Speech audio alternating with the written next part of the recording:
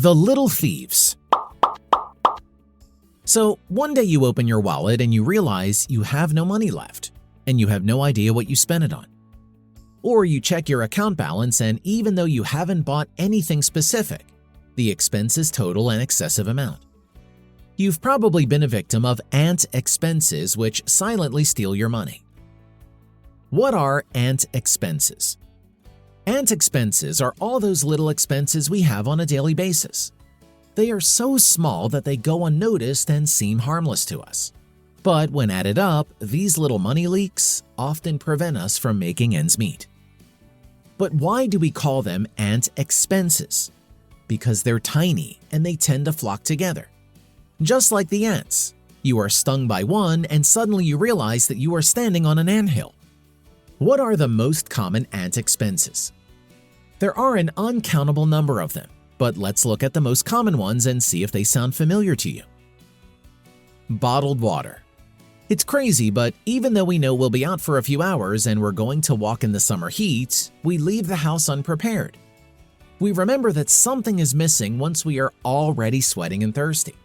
And since we don't want to die of thirst, since we don't bring any water with us, we can't help but buy it. Certainly, water is not expensive, but considering a bottle costs $1 and we buy it frequently, it adds up to a considerable amount by the end of the month. This is an expense we can easily avoid. The street cravings. Who doesn't crave for a succulent slice of cake, a donut, your favorite chocolates, a bag of chips, a soda, or a nice cup of coffee? In short, there are hundreds of delicious things smiling at us when we walk down the street. And when we think we can't resist the temptation, we jump across a price so low and affordable that we end up buying something to eat. Withdrawing money from ATMs, fees. Sometimes because of laziness or need, we end up using an ATM from another bank. We don't feel remorseful for paying a bit more, it's only a few cents here and there. However, if we add up all these small amounts for a month or a year, it may not seem so small to you anymore. Applications payments.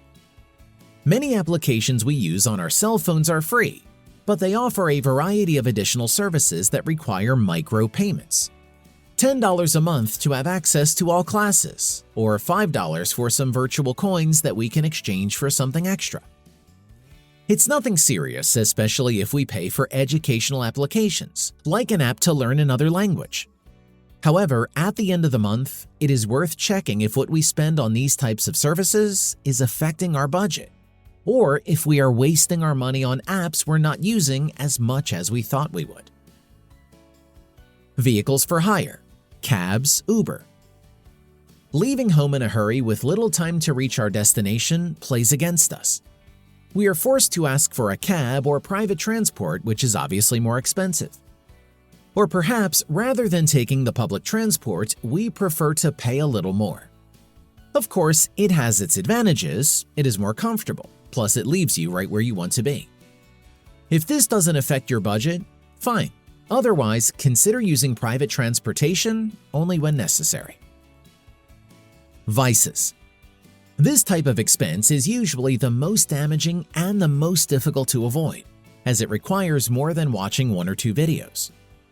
If you smoke a pack of cigarettes a day, $5, this easily adds up to about $150 a month.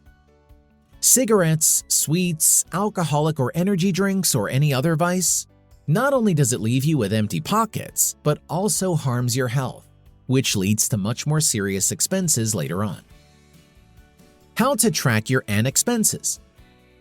Most of us can easily point out what our big expenses are, such as rent, energy payment, internet, etc. Even if we don't know the exact figures, at least we can say approximately how many they are. On the other hand, we underestimate the small expenses, such as coffee, water, sweets, that when added together become rather important. If you don't know how much money you spend on your ant expenses, there are 2 steps you need to follow. First, check your daily expenses. Carry a notebook or use your cell phone to write down every little purchase you make during the day. Do this every day for the next 30 days. If you pay for everything with a card, then you don't need to do this, because you will have what you need on your transaction history. Then examine those expenses and see which ones are repeated or which ones came up unexpectedly. It could be the morning coffee, the cell phone bills, the snack cookies, that cab you take to get home from work. Once you have them identified, add all those expenses, and you will have the total of your aunt's expenses. Perhaps all of this seems like an exaggeration to you. You see, a person who works outside the home usually has at least 2 or 3 of these expenses a day. If you think that he or she spends little on them, if you add up all those amounts and then multiply that amount by the weeks of the month and then by the months of the year, you may no longer think it is insignificant. How to get rid of aunt expenses. You don't necessarily need to eliminate them all, as buying a few cookies or taking a cab once in a while won't make you poor.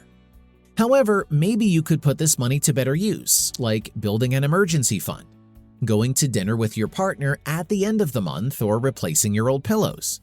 Certainly, you'll figure out how to use it.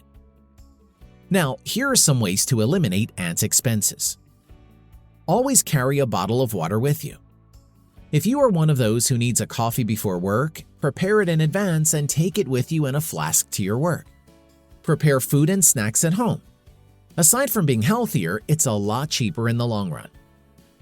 Get out on time. If you plan well, you won't have to take a cab to the next destination because you are late. You can reserve that option for badly needed or urgent cases. Withdraw once a week or every 2 weeks from your bank's ATM and use that money in a way you don't need to make any more withdrawals during that time. This way, you will spend less on withdrawal fees. If you can on your own, seek help to eliminate the vices or at least reduce them until you are able to leave them completely. Set a fixed amount per month to give yourself some treats.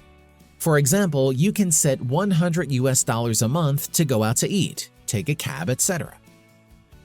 If you are in a good financial situation, you may not need to eliminate these expenses. Otherwise, reducing your aunt's expenses can help you save some money. But don't just stand there. The best thing happens when you also increase your income. About that, we are talking in another video. Hope to see you there.